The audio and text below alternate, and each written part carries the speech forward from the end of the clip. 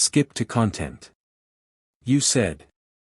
Most rare quarter $1,969 value and history, and create a excitement in the intro for grab the viewers to the end of my video, and make sure write big value of this coin's hundred to thousands or even millions of $2,000 words length, no headlines and simple paragraph.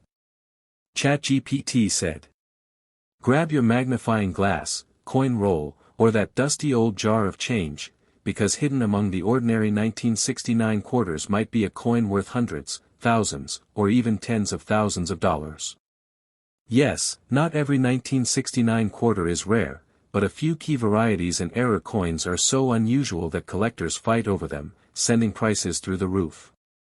If you stick with me to the end of this video, you'll learn exactly which features to look for, what makes these coins special, and what people have actually paid for them, so you'll know if that coin in your hand is just a 25-cent piece, or a miniature fortune. Back in 1969, the Washington quarter, the quarter dollar, was made of a copper core with a nickel-clad outer layer, no silver in circulation strikes after 1964. The quarters came from several mints, Philadelphia, no mint mark, Denver, with D, and San Francisco, proofs, with S. Massive numbers were produced. Philadelphia struck over 176 million ordinary, non-proof, coins that year, Denver over 114 million, the San Francisco Mint made about 2.9 million proof quantities. Coins value. +3. Rarest.org. +3. Coin value checker. +3. Because so many were made, the regular ones in worn condition are usually only worth face value or a bit more. But here's where things get interesting. Even with large mintages, there are a few very rare versions, especially in high grade, near mint condition, with errors, or proof coins with special design or striking quirks. These are the ones that collectors go crazy for, and some have sold for thousands of dollars.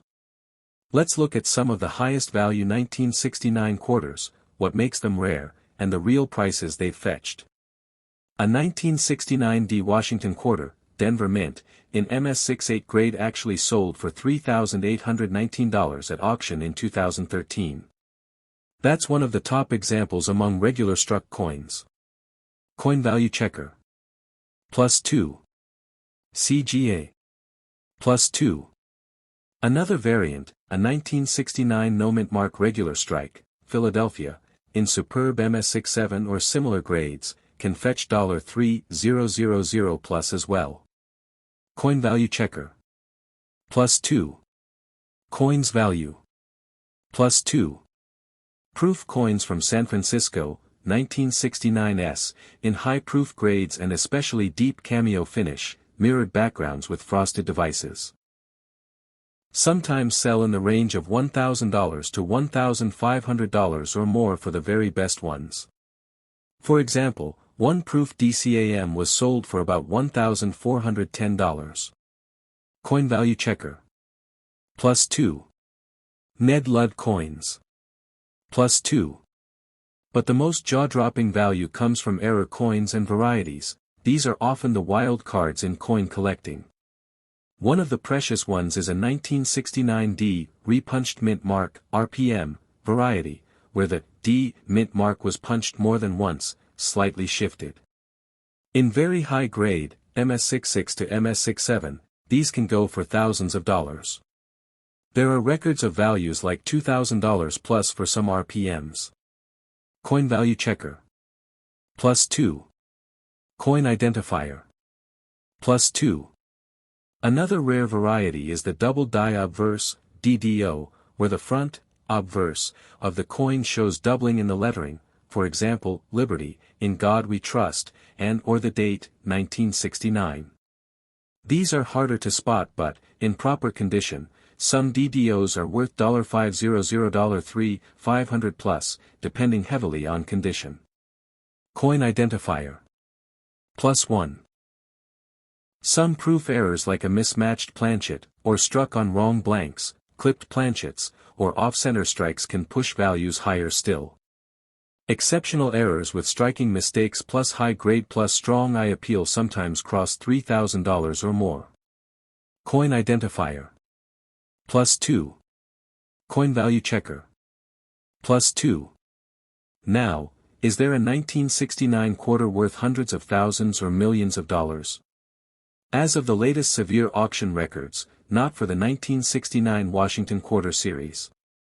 The most expensive specimens of this date are in the low thousands.